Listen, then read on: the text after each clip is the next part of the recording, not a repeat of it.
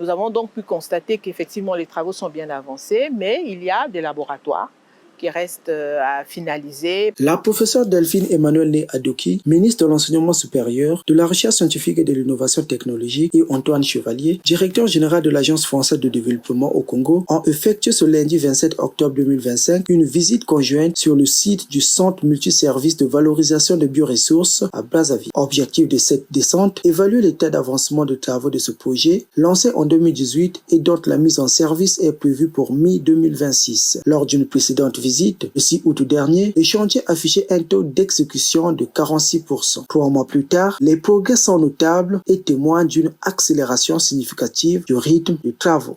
Bon, d'abord, je voudrais dire que j'ai le plaisir aujourd'hui de visiter le chantier avec le nouveau directeur de l'Agence française de développement, qui est notre partenaire dans ce projet, qui s'inscrit dans le cadre du projet AMES, qui est un projet qui vise la modernisation de l'enseignement supérieur. Bon, je voudrais exprimer ma satisfaction générale, parce que la dernière fois où je me suis rendue sur ce site, j'ai pu constater que c'était un chantier qui en était à ses débuts, des murs qui s'érigeaient, mais aujourd'hui, nous constatons qu'effectivement, les travaux ont bien évolué, mais il y a des laboratoires qui restent à finaliser parce qu'il y a un certain nombre d'exigences techniques qui s'imposent à nous et qui doivent être réunies au préalable afin qu'on puisse terminer les travaux. Ensuite, il y a du matériel qui a été commandé et qui est en phase d'installation. Il y a les équipements qu'il faut pouvoir mettre dans les différentes salles et qui sont dédiées à des utilisations diverses. En même temps, je constate que les chambres froides sont installées.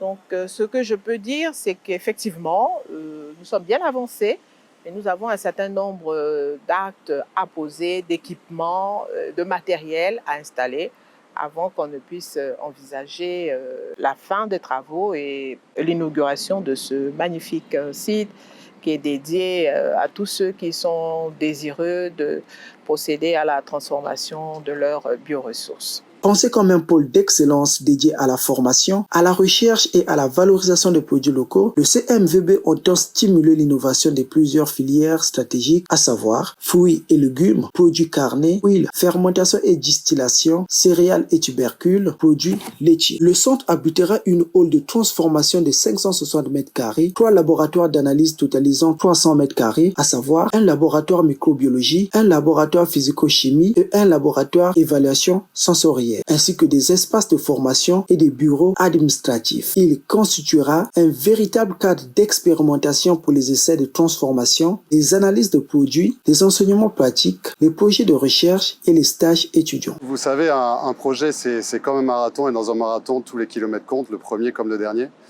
Là, on arrive sur le dernier kilomètre, il faut qu'on reste concentré justement pour pouvoir arriver à l'aboutissement de ce projet-là. Donc aujourd'hui, il faut qu'on se mette autour d'une table pour identifier quels sont les éléments qui manquent pour arriver à la livraison de ce bâtiment et commencer les premières séances de formation. Et du coup, on se donne rendez-vous, comme le disait Madame la Ministre tout à l'heure, d'ici peu pour pouvoir inaugurer ce bâtiment. À travers ce projet, le Congo ambitionne de renforcer la formation technique et scientifique de ses étudiants tout en améliorant la valorisation industrielle de ses ressources locales. Fruit d'un partenariat tripartite entre le ministère de l'Enseignement supérieur, l'Agence française de développement et Expertise France, le CMVB illustre la volonté commune de faire des bioressources un levier de développement durable et d'innovation nationale.